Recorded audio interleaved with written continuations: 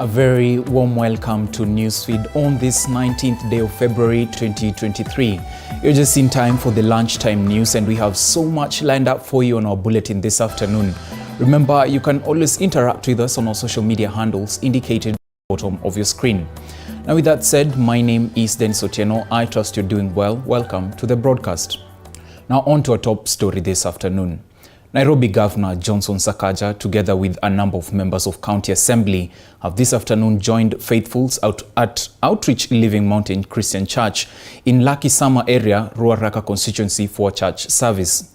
Residents in the area have complained of a lack of a public school as well as public health facility in the area, together with increased insecurity, with the governor expected to address the concerns.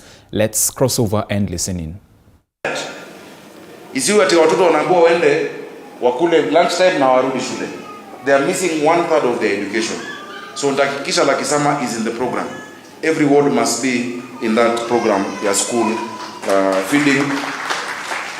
Na tuende kwa watu ambao hawajiwezi kabisa. Afya ni muhimu. Kwa miaka minne Nairobi ilikuwa ipati madawa. Juzi nimezindua madawa of 244 million shillings. Imeenda kwa kila hospitali. Ukienda hapo Mathare North Hospital utapata madawa iko. Ukienda Mama Lucy madawa imejaa sasa.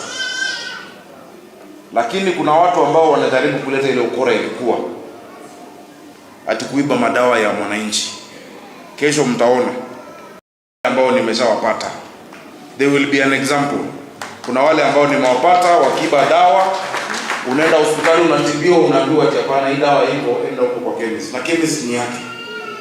We cannot tolerate that. That is criminal. So kesho mtaona hao ambao wamepatikana na wameweza kutubu kateli yote ya kuuza madawa na kuiba, the law will take its course.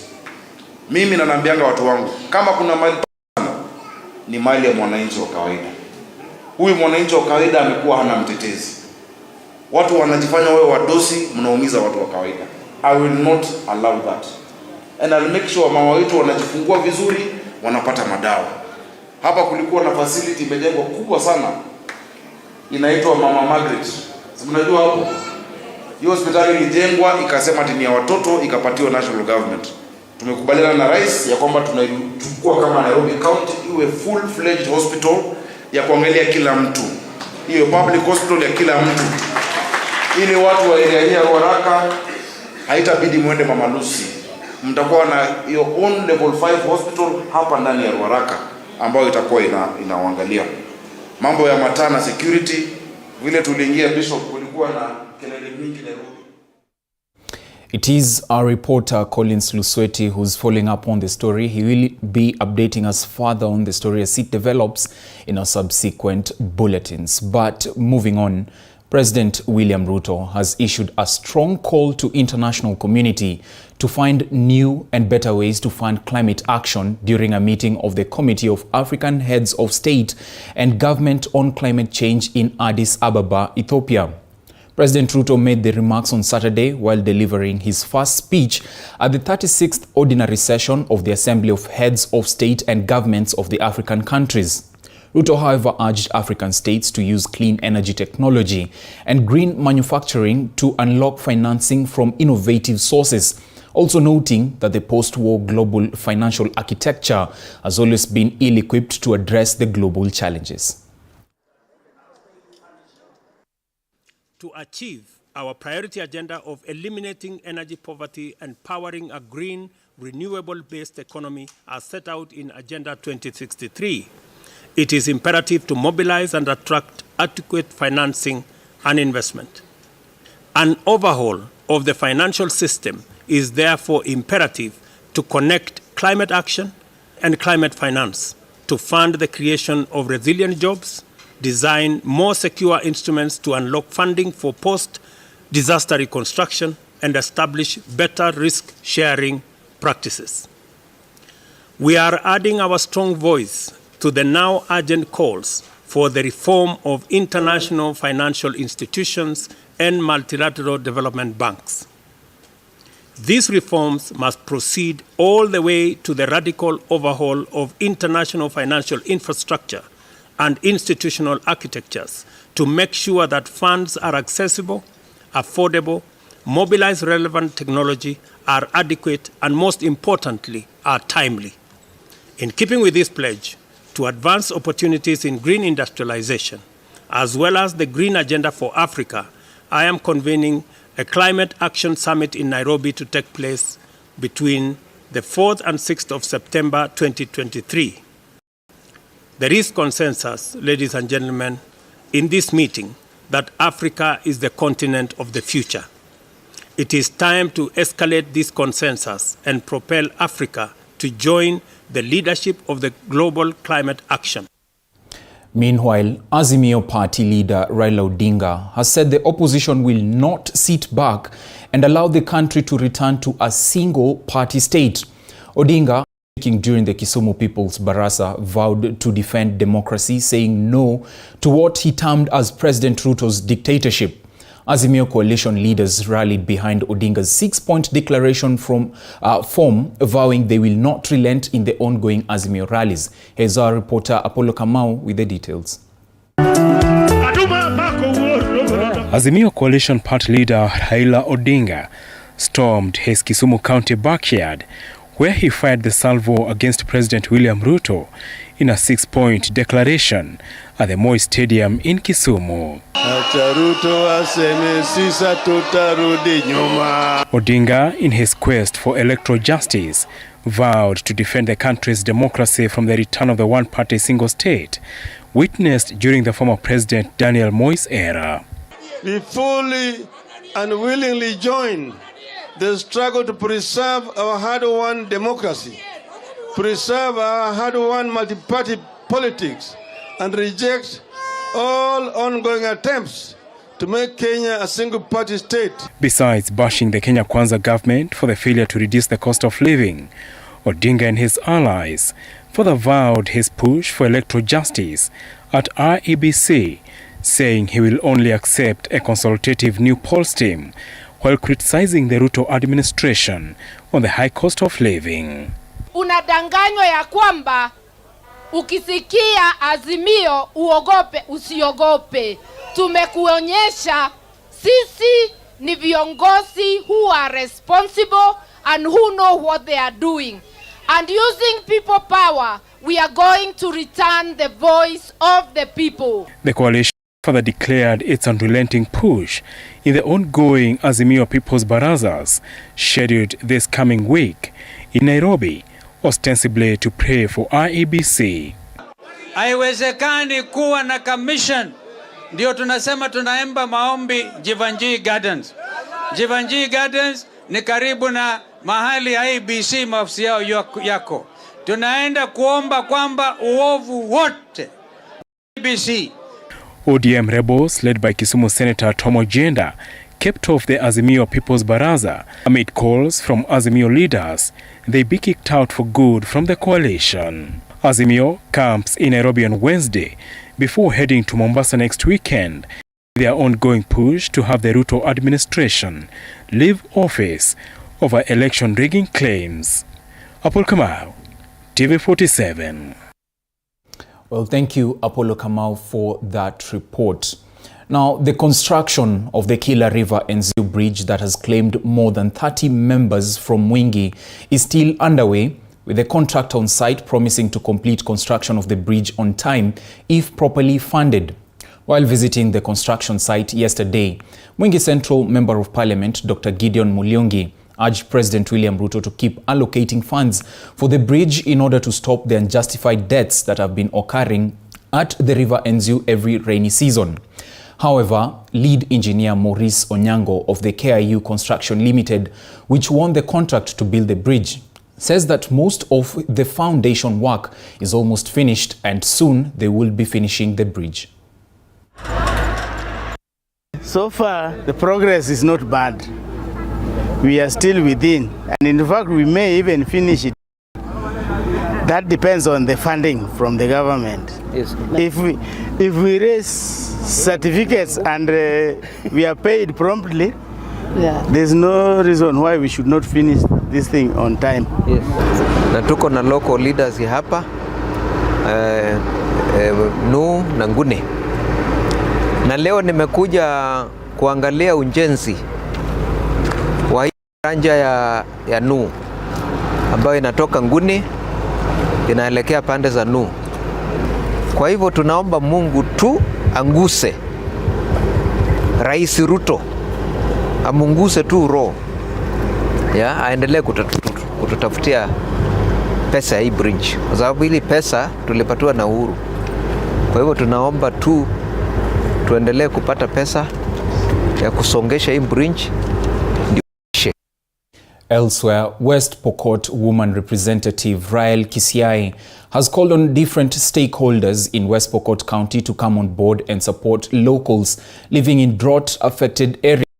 Kisiai, at the same time, said her office is working hard to support learning institutions which are heavily affected with drought in parts of Sigor and other arid areas in the county. Now, Kisiai was addressing locals to Totum Secondary School in Kapenguria, where she was attending a mentorship program. Totum Secondary School is one of the schools in the area, staring at a possible water crisis due to drought in the county. Take a look.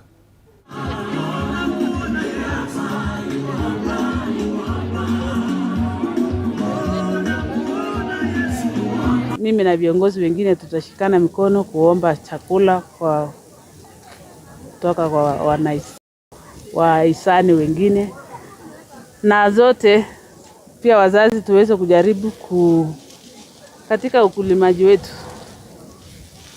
Najua kuna kitu inaitwa climate change. Mimi kama pia environmentalist ningependekeza kwamba wazazi ama wakaaji wa Pokot waweze kukuza mimea ambaye inafanya vizuri during long or short rains. We'll ensure that we, subject to availability of resources, will put some money, budget some funds for our schools to drill boreholes wherever possible, or use gravity water or any other excess water that is around that we can make use of.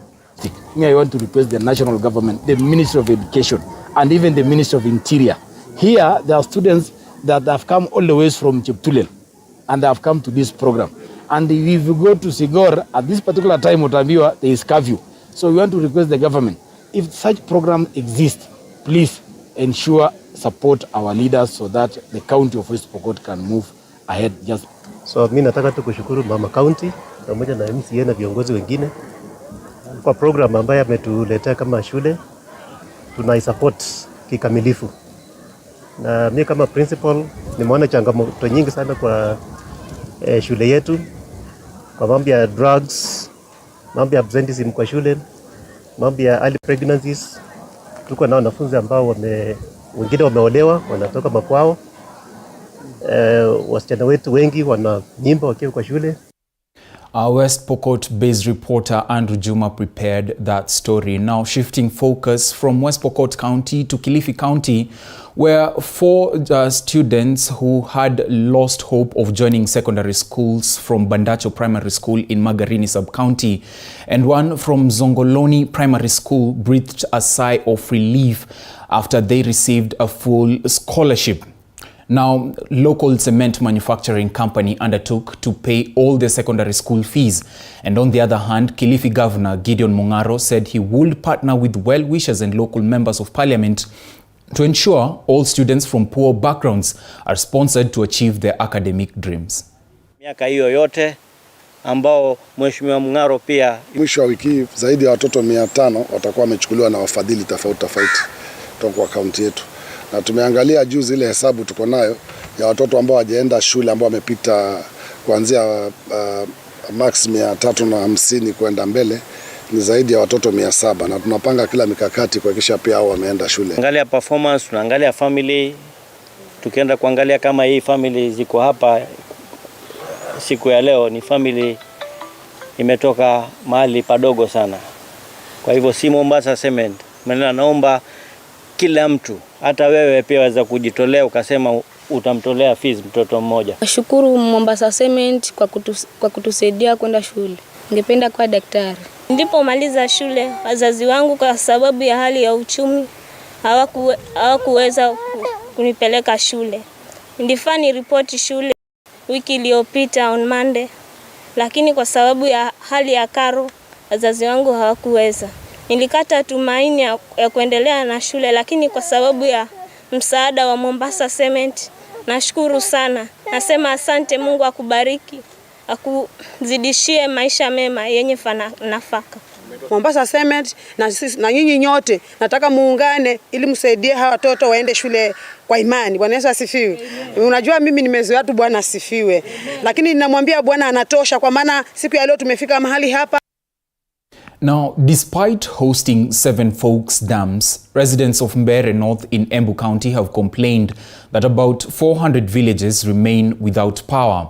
The residents observed that they have been traveling for about 10 kilometers to charge their phones, which means they waste a day and incur costs in fares to get to Chicago town using motorbikes. Women in the area noted that they could not make good hairstyles due to lack of power. Also, the school performance was an issue as pupils used lamps that were affecting their eyes, with some having to consult opticians. Speaking during the installation of a transformer at Ibutuka Primary School in Mbeere North of Embu County, the area member of parliament said it was a shame that the residents of Mbeere cannot enjoy the fruits of a resource they own.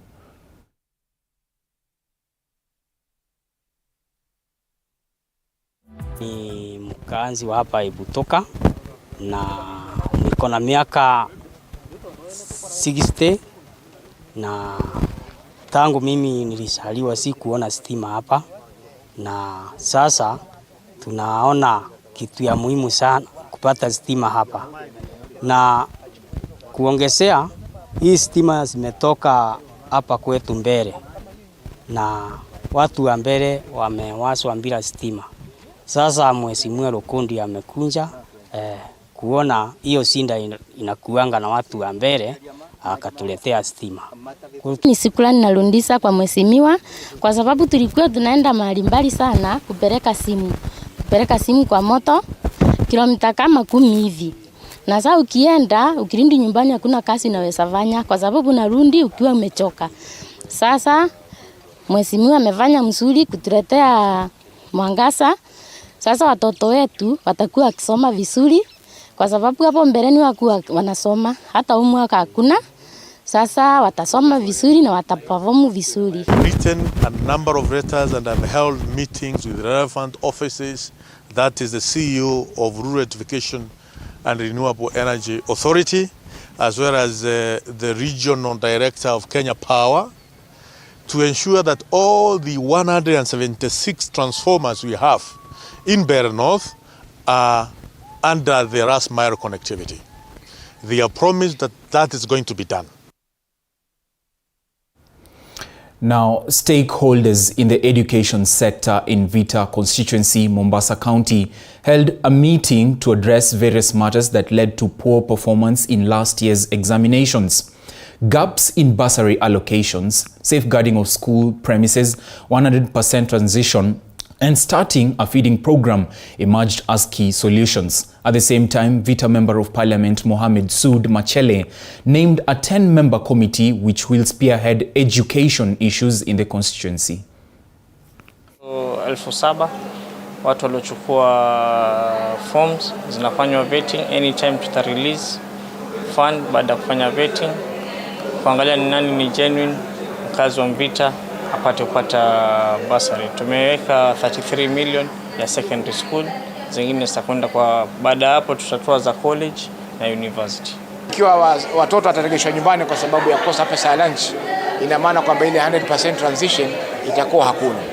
Kwa hivyo waruhusu wasome, alafu wakati wa lunch watoto watajipanga mpaka ambapo mheshimiwa kama ataweza kufanya mpango wa kuwa na jiko la pamoja. Ni muhimu kuleta partners wengine, na pia kuna ile USF fund ambayo pia inatumiwa katika Kenya nzima.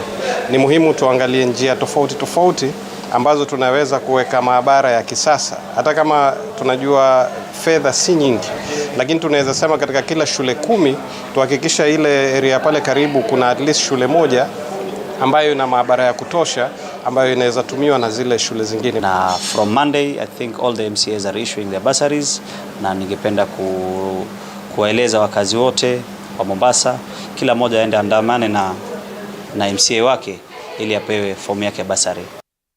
Now, the Committee on Pending Bills Review handed over the report to Governor Julius Malombe, where it indicated that only 1.4 billion shillings of the claims presented were eligible and 1.2 billion shillings in eligible bills were presented before the committee. A whopping 2.5 billion shillings had been handed over to Governor Malombe by the assumption of the office of the Governor Committee earlier on before the Governor formed a review committee. The committee conducted field visits and analyzed the claims and pending bills before compiling the final report to the Governor. Where people are told, if you want to be paid, pay so much of the money you are supposed to be paid for your payment to be processed. We want such behavior to end. Please, let that behavior end. And where we detect it, we will not hesitate to remove such people. Even sasa, wale ambao walikuwa wanahusika kwa hiyo tabia, should we leave it like that? Tukisema huyu si mzuri, are we bad people? Watalia huku in the streets, in the cafes and other places, social media. But if we allow that, then we are going nowhere. And we are not worthy the positions we are elected to, the positions we are appointed to, and the trust the people of Kitui has placed on us. We must change this count. This count is ours. And certain behavior lazima tumalize. The Northern Rangeland Trust Organization, in collaboration with other non-governmental organizations in West Pokot County, has launched an 80-kilometer road project connecting Masol and other areas in the county in a bid to improve the lives of locals. Speaking in Sigor during the launch of the project, NRT called on the locals to take advantage of the project by taking employment opportunities. Sana kwa jamii ya hii eneo. Kitu ya kwanza itakuwa inafungua biashara. Watu wanaweza kutembea. Vile wewe umesikia watu wanazunguka huko yote kwenda mpaka Sigor ndio waweze kufika Amolem ambayo ni kama kilomita 2 kutoka kwa barabara kuu ambayo inaelekea Kailu. Kwa hivyo itakuwa inarahisishia kazi na inarahisishia maisha ya watu wa pande hii. Jambo la pili pia itakuwa ni barabara ambayo inawezesha washikadau kama serikali wakulinda. So mradi wenyewe ni kusimamia resilience ambayo ni ustahimilivu kwa Kiswahili. Kwa sababu ya tunajua kwamba kuna mabadiliko ya hali ya anga ama tabia ya nchi na mambo ya ukame. So haswa inaangazia mambo haya ili kuangazia kwamba jamii inaweza kustahimili. Mara mingi huwa tunashughulika na mambo ya response ama kushughulikia mambo ya majanga. Lakini hii mradi inashughulikia mambo ya kustahimili. Mambo ya mabadiliko ya tabia ya nchi pamoja na mambo ya ukame.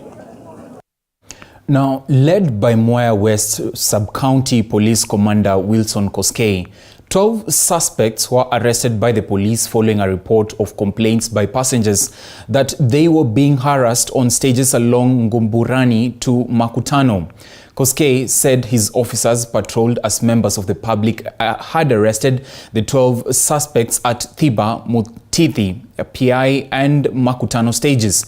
The 12 suspects were rushed to Kamarichi police station